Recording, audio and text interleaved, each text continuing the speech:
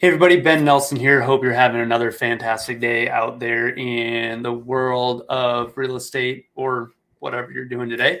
But it is time for another market update. Again, trying to do these on a weekly basis if I can, just because things are changing so quickly and we have to stay on top of what's going on. So uh, hopefully this information is helpful to you. It's very important to stay on top of what's going on in the real estate market, especially since there's so many headlines out there, and um, it's really easy to just kind of look at the headlines and draw assumptions and think you know where things are going, when although that's what we're going to do is we're going to look at some headlines, but we're going to dig a little bit deeper too. So you have to dig deeper. You have to look at what's going on in the big picture, and you have to draw your own conclusions versus just looking at headlines.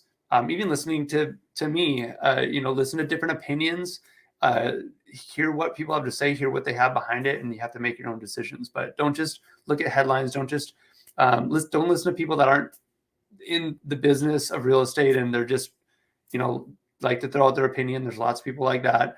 They're not economists. They're not, if you're listening to your person picking up your trash for real estate advice, you probably shouldn't be listening to them. And that's no offense to people that do that. It's just they're not in the world of that probably on a day-to-day basis, right? They're doing their own job. Whatever, it can be anybody, but you got to listen to people that you have to consider the source, right? You have to look at what are they doing? Do they have a right to an opinion?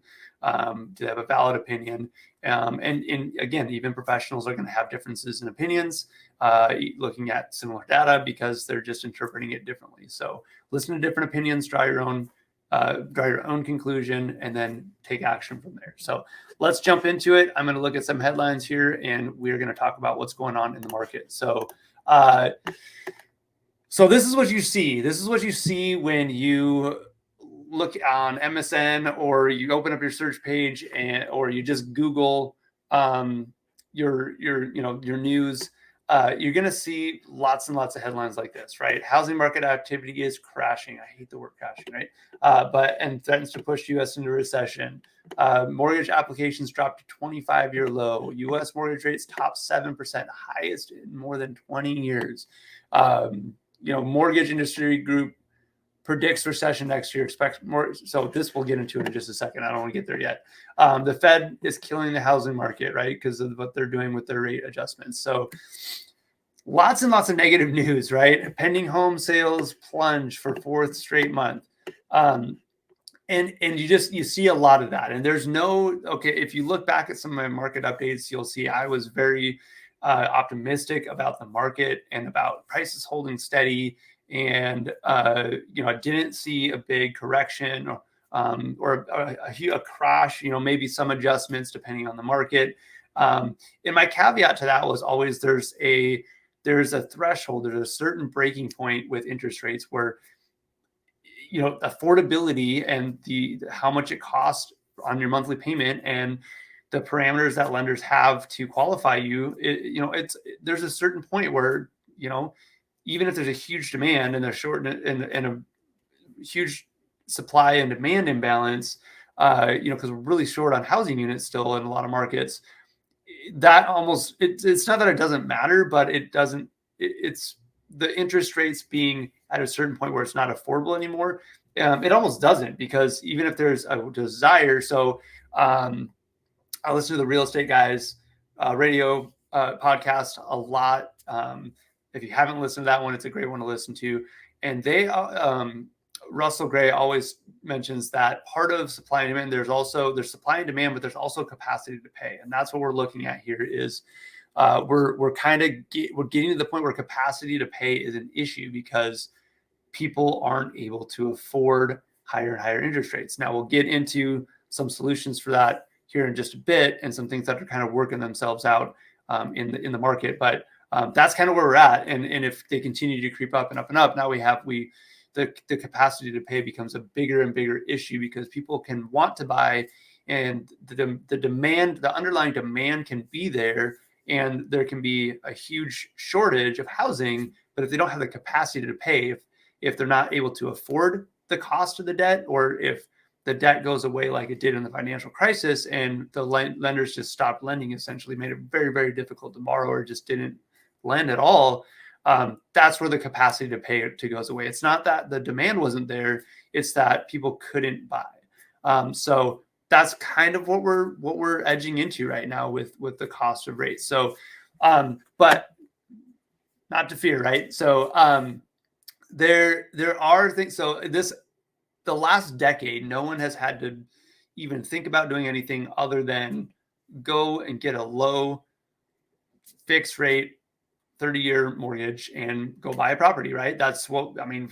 Why would you even consider anything else? And not only that, if you tried to like ask the seller to do something like say provide a credit, you'd just be laughed at and your offer wouldn't even be looked at, right? So we're kind of relearning, and we have this whole generation almost of buyers that they've never bought a home before. Maybe they started their search, or maybe they bought during the last decade, and now they're trying to figure out what to do with the transition. They don't even know what a rate buy down is. What I can buy down my rate. What is that? I don't even it wasn't even in the discussion for the last 10 years, because why would you do that? So things like that, adjustable rate mortgages that have a long runway, or that have fixed step up rates, right? So not to get too much in the weeds, ARM loans were really written very differently back in the financial crisis. People hear ARM loans and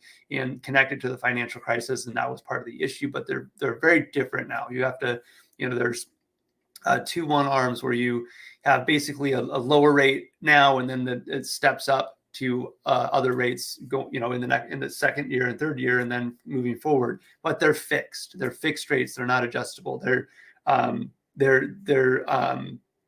And you have to qualify based on the higher interest rate, not the lower interest rate. So some of those nuances are very different. Getting one that has a very long run, like a 7 or 10-year ARM that is adjustable, but it has a very long runway where you can refinance down the road when rates do come back down. Things like that, where instead of we were qualifying people based on the teaser rate, and that's the only way they could afford it. And we were doing very short-term ones. And don't worry, you can equity is getting created so quickly that you can just refinance next year and you can get into a fixed rate or whatever, right? That's the kind of stuff we were doing, what we're not doing now. So they are a great tool, and they're starting to come back around, as well as those rate buy downs. And we're seeing that a lot. We're seeing, instead of we're definitely seeing some price reductions, but we are also seeing a lot more use of seller credits, sellers offering to pay for a rate buy down, $10,000-$15,000 on a $700,000 house or something, like, and you're buying your rate down from 7%, which is peaked above that today, to probably the mid fives, something like that. So back into a reasonable realm where it makes a lot of sense for the seller to offer that, to pay that, to make it affordable for a buyer, and we're not having to drop. You'd have to drop the price of the house a lot more than that to make it in an affordable space. So we're starting to work some of those things out. Buyers are starting to figure out those tools are available, that they can ask for those things. So that's what we're starting to see out there. So this right here is interesting. I was just looking at this. I actually hadn't seen this until right before I was getting ready for this. So we had 2 quarters of negative GDP growth, which technically is a recession. They kept saying it's not a recession. By the definition of a recession, it was a recession. But we're back to 2.6% GDP growth for the third quarter. So we saw growth in the third quarter that was even a little bit beyond what was expected. Along with that, we have unemployment rates falling to a low that we haven't seen. I can't remember. It says it's a decades high low, right? So, decades high. This is decades high inflation, but I believe this is the lowest that it's been in a couple decades as well. So very, very low unemployment, strong job market. We're starting to see GDP growth. That said, there's a lot of people anticipating that we're going to probably see a recession, in 2023. So we'll see how that plays out. We did bounce back from the negative GDP growth of the first half of the year and had a good quarter. But, the Fed's being very aggressive with the rate hikes. They don't want to see too strong of an economy because that's what they're trying to fight against is the inflationary effects of too hot of an economy. And so they're continuing to do those rate hikes to pull things back. So this is not necessarily even good news. It's unfortunate that a strong jobs market is actually bad news for the Fed and for what they're trying to accomplish because we don't want to see job losses, but ultimately that's honestly what they're almost what they're looking for because they want to slow down the economy and slow down the inflation that we're seeing. And so right here, right, mortgage industry group predicts recession next year, expects mortgage rates to come back down from 7%. So that's another thing that I'm hearing out in the marketplace is that, hey, it's fine, we'll wait it out. A lot of people expect that rates are going to come back down. If we do see a recession, that is what we're going to see. So that's something to keep in mind with real estate as well, is that right now we're seeing real estate pull back a little bit, and it's a challenging market right now. And again, we're having some of those creative solutions to try to keep things moving and keep sales activity going. And keep prices, relatively stable, right? But typically in a recession, overall recession in the economy is actually not necessarily bad for real estate in the sense that usually mortgage rates come back down. So, a recession, people think recession and they tend to think that that's across the board, right? But it's definitely not. You can have an economic recession and one part of the economy, one sector is feeling it hard, and then another part of the economy is actually not even affected or even can benefit from it. So that's and we're seeing investors still buying. We're seeing buyers that are just hey, now's my opportunity because there's still a demand there, but people are maybe afraid to move forward or can't afford it right now. But when rates come back down, it's going to be another frenzy. So now they're taking the opportunity to get in now when they don't have to compete against 10 other offers like they were to get in now and either have the seller buy the rate down where they can get a good rate now, and or get ready to finance it, to refinance into a fixed rate in the future when they come back down. So that's what I'm seeing a lot right now. Now, everything again is local. And so this was a really interesting one so this is Zillow's predictions for where housing prices are going in 2023. This is just Zillow's forecast, not saying they're right. But especially of course, things have changed so much since the beginning of the year. It's kind of hard to just call someone out on a wrong prediction. This was their prediction back in February. They expected prices to go up almost 18% between February of this year and February of next year. Obviously, that's not the case anymore. Things have changed dramatically since then. And nobody saw that coming. Nobody knew it was going to get to exactly where it is now. But this is really interesting that it's actually almost split. Not quite. There's a little bit of sprinkling through the country, but shift. This is a newer one. This is shift in home values between May 2022 and August 2022. And I think there's one in here on a prediction. Yeah, there we go. So this is and that's about right. So about 5% in the Portland market. I actually think it might be a little bit more than that. I was looking at the local data here last night. And it depends. I think that's correct. If they're talking, this is median. This must be median home price.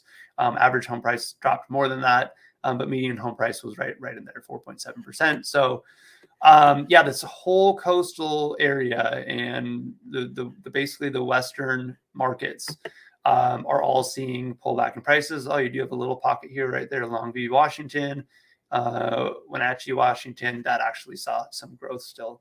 But yeah, in general, West Coast here, Denver area, a shift down in prices, a correction down, but you still have all of these markets that saw growth between May and August. So this is where you have to get really dialed into what's going on in your market, because all the headlines are national. Most of the headlines anyway are national, right? So this is what's happening in the market on a national level. Well, Obviously, that's not the case in every market, right?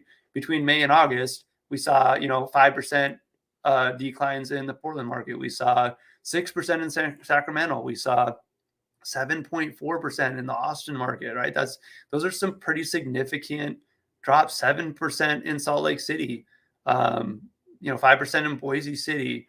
We've got some 5 to 7% declines over what is that, like 4-month period. That's a lot. That's quite a bit. But at the same time, you have markets that are positive that amount, right? You've got the Miami, Fort Lauderdale area, 4% growth. You got Ocala, you got 5% growth, right? Florida markets are staying strong. I should have bought more down there. I've always been really optimistic about Florida and everything that's going on in Florida, and it's showing in the real estate market right now. The Georgia markets, like all of this whole section is looking pretty good. You got, like I said, a couple. Raleigh is down a little bit.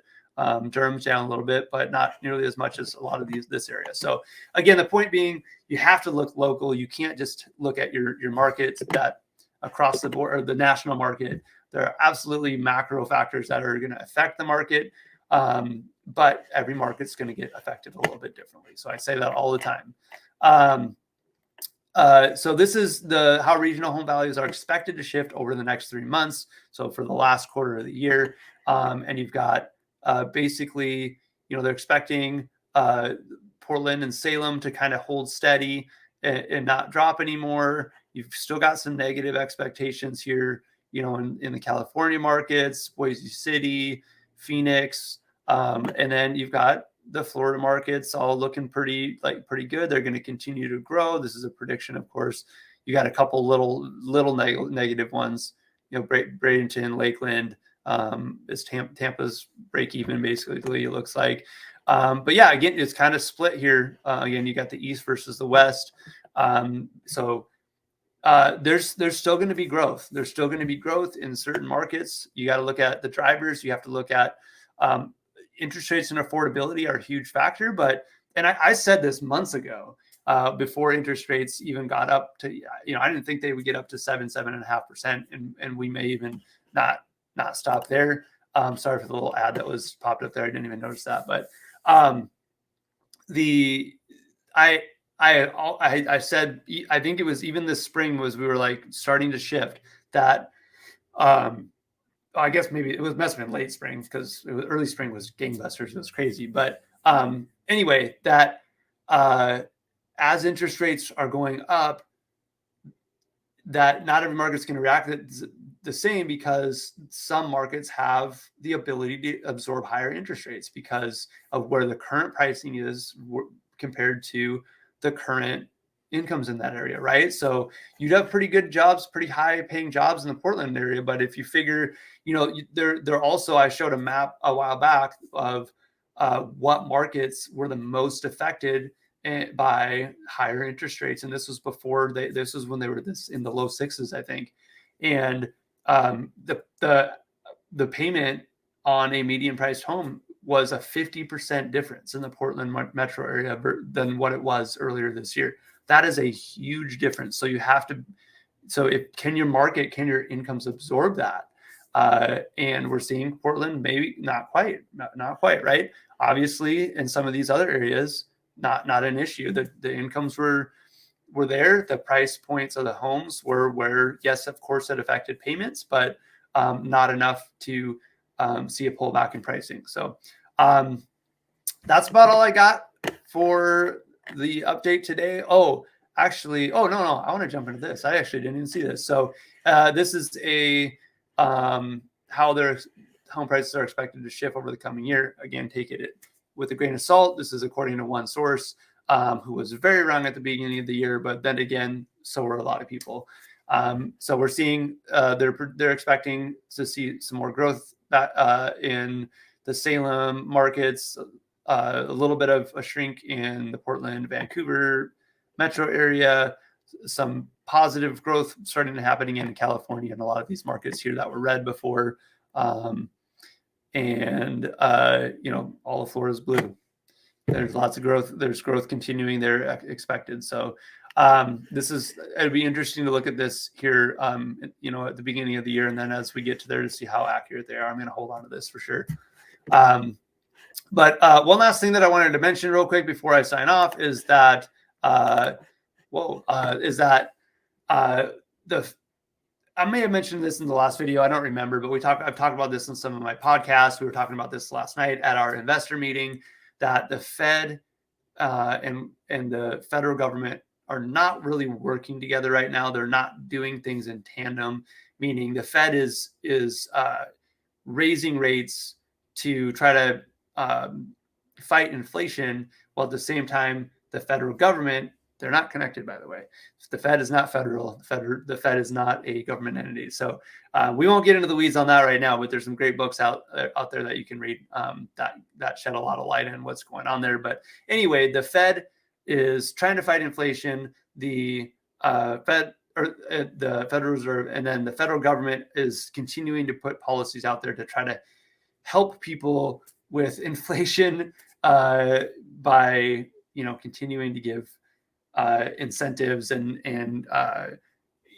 send out inflation. Well, they're not. I think local governments are sending out inflation checks, but it's just they're doing things that are inflationary, and that are going to cause more inflation, while the Fed's sitting there trying to do things to fight inflation. So they're not in tandem. They're not doing things cooperatively. They're really doing things that are almost counter to what each one is trying to accomplish, which is unfortunate. I mean, that's and there's a lot of political reasons behind that. But I'm not going to get into that.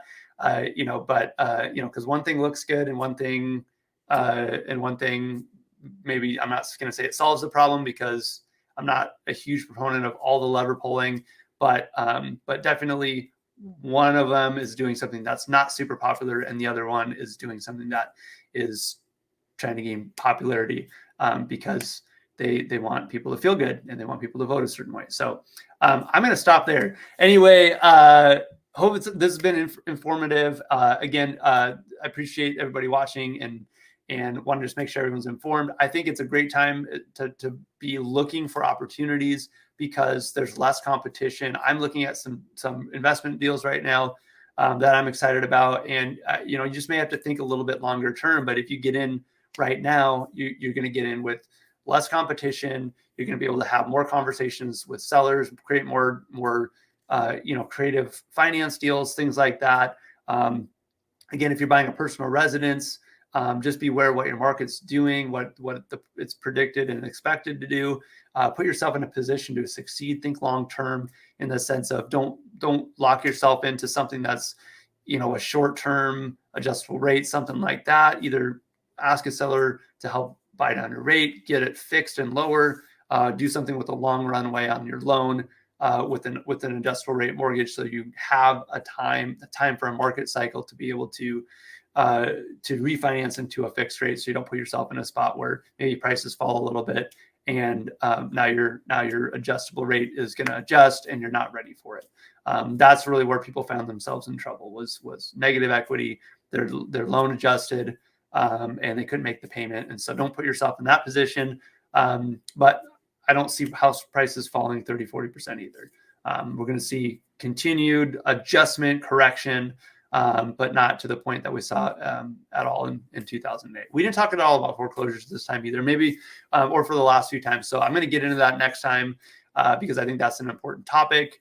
And I was going to say something, but I'm not going to give it away. So we're gonna talk about that maybe next week and talk a little bit about what may be coming there or may not be coming there, and chat about that. So thanks again for watching. If you're seeing this on YouTube, please subscribe to my channel. Appreciate the support, and everybody make it a great rest of the day. Go out there and find some deals if you're an investor.